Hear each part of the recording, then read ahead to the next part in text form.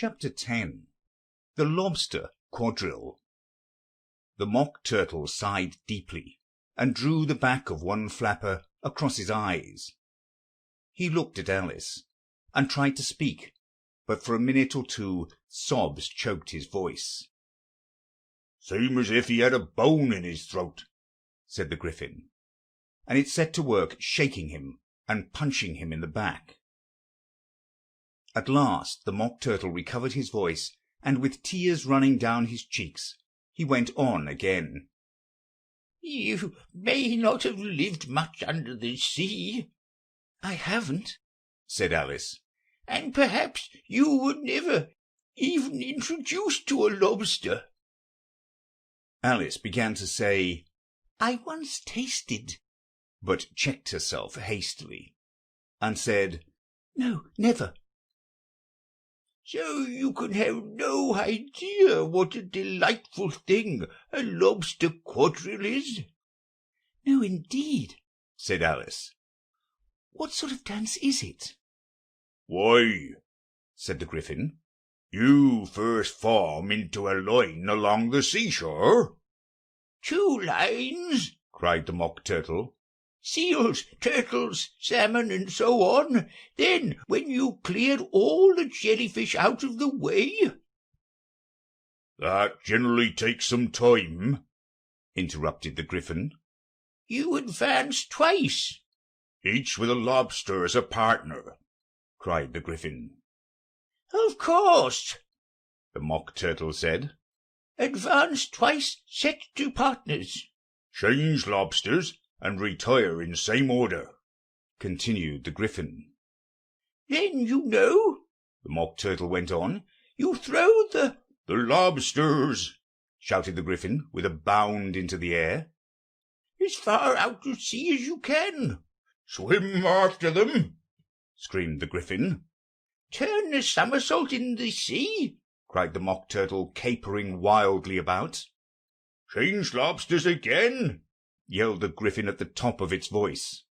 "Back to land again, and that's all the first figure," said the Mock Turtle, suddenly dropping his voice, and the 2 creatures who had been jumping about like mad things all this time sat down again very sadly and quietly, and looked at Alice. "It must be a very pretty dance," said Alice timidly. "Would you like to see a little of it?" said the Mock Turtle. "Very much indeed," said Alice. "Come, let's try the first figure," said the Mock Turtle to the Gryphon. "We can do without lobsters, you know. Which shall sing?" "Oh, you sing," said the Gryphon. "I've forgotten the words." So they began solemnly dancing round and round Alice, every now and then treading on her toes when they passed too close, and waving their forepaws to mark the time, while the Mock Turtle sang this very slowly and sadly. "Will you walk a little faster?" said a whiting to a snail. "There's a porpoise close behind us, and he's treading on my tail.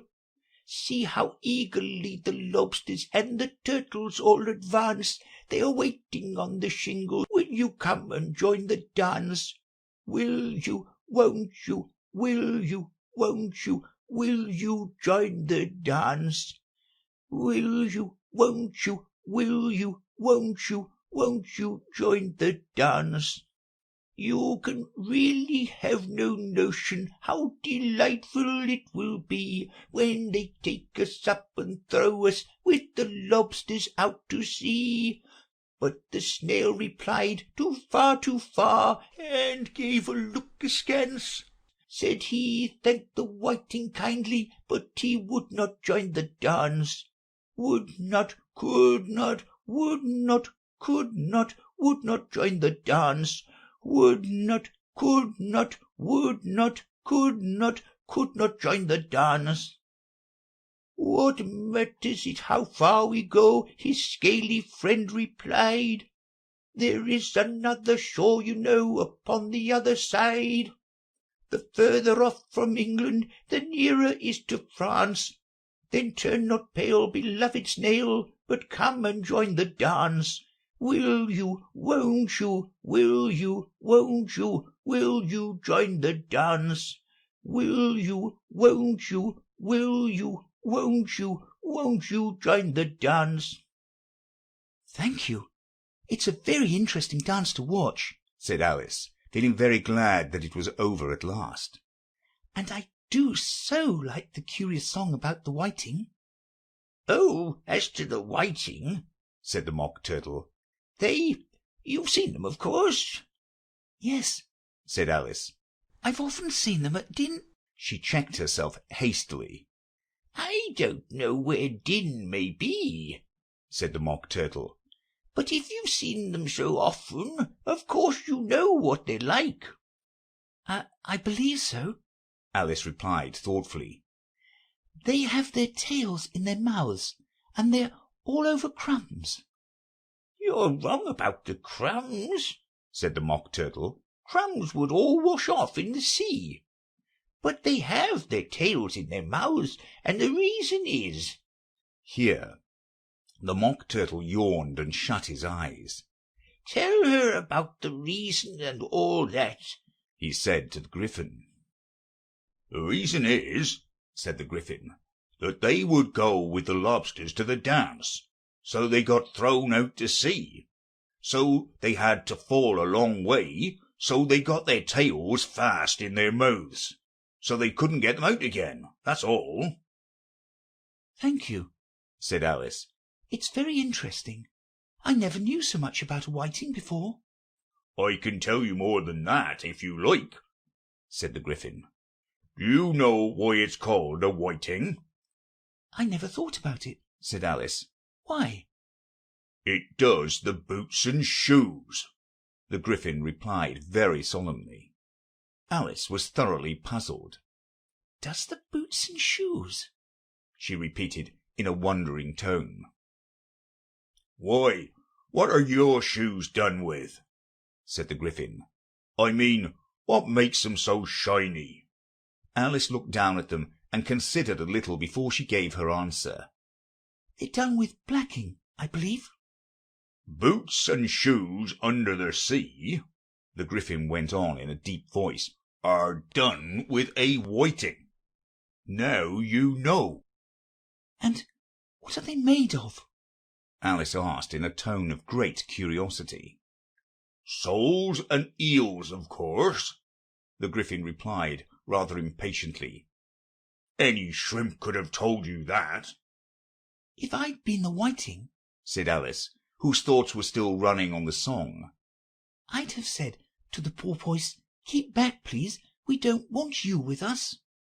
They are obliged to have him with them, the Mock Turtle said. No wise fish would go anywhere without a porpoise.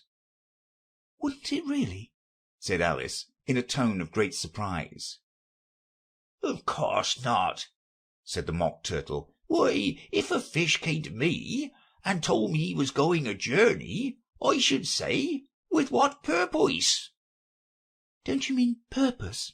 Said Alice. I mean what I say, the Mock Turtle replied in an offended tone, and the Gryphon added, Come, let's hear some of your adventures. I could tell you my adventures, beginning from this morning, said Alice a little timidly. But it's no use going back to yesterday, because I was a different person then. Explain all that, said the Mock Turtle. Oh, no, the adventures first, said the Gryphon in an impatient tone. Explanations take such a dreadful time. So Alice began telling them her adventures, from the time when she first saw the White Rabbit. She was a little nervous about it just at first. The two creatures got so close to her, one on each side, and opened their eyes and mouths so very wide. But she gained courage as she went on. Her listeners were perfectly quiet till she got to the part about her repeating, "You are old, Father William," to the caterpillar, and the words all coming out different. And then the Mock Turtle drew a long breath and said, "That's very curious." "It's all about as curious as it can be," said the Gryphon. It all came different, the Mock Turtle repeated thoughtfully. I should like to hear her try and repeat something now. Tell her to begin. He looked at the Gryphon, as if he thought it had some kind of authority over Alice. Stand up and repeat.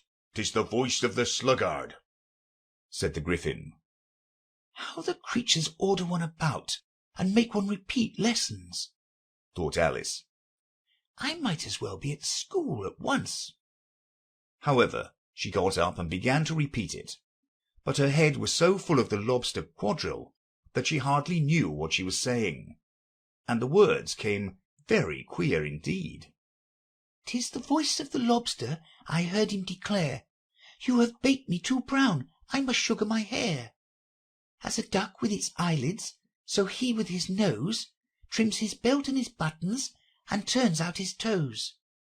When the sands are all dry, he is gay as a lark, and will talk in contemptuous tones of the shark. But when the tide rises, and the sharks are around, his voice has a timid and tremulous sound. That's different from what I used to say when I was a child, said the Gryphon. Well, I never heard it before, said the Mock Turtle. But it sounds uncommon nonsense. Alice said nothing. She had sat down with her face in her hands, wondering if anything would ever happen in a natural way again. I should like to have it explained, said the Mock Turtle. She can't explain it, said the Gryphon hastily. Go on with the next verse. But about his toes, the Mock Turtle persisted. How could he turn them out with his nose, you know?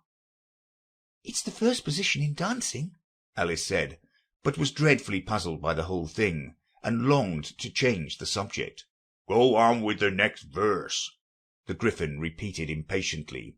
It begins, I passed by his garden. Alice did not dare to disobey, though she felt sure it would all come wrong, and she went on in a trembling voice.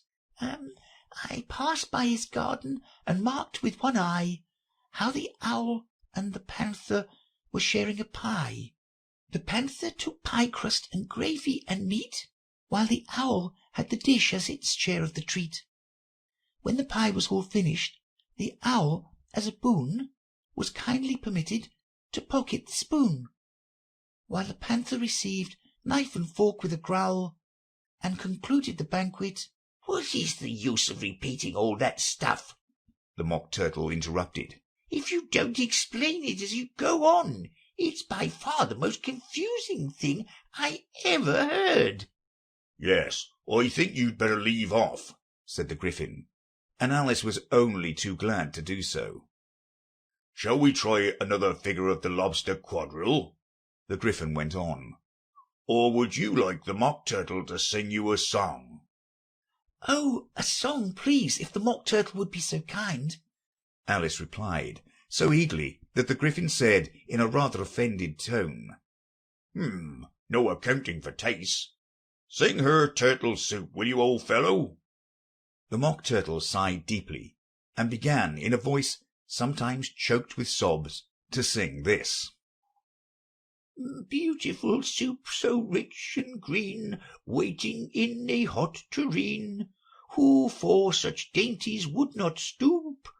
Soup of the evening, beautiful soup, soup of the evening, beautiful soup, beautiful soup, beautiful soup, soup of the evening, beautiful, beautiful soup. Beautiful soup, who cares for fish, game, or any other dish? Who would not give, or else for 2 pennyworth only of beautiful soup, pennyworth only of beautiful soup, beautiful soup, beautiful soup, soup of the evening, beautiful, beautiful soup. Chorus again, cried the Gryphon, and the Mock Turtle had just begun to repeat it when a cry of, The trial's beginning, was heard in the distance. Come on, cried the Gryphon, and taking Alice by the hand, it hurried off without waiting for the end of the song.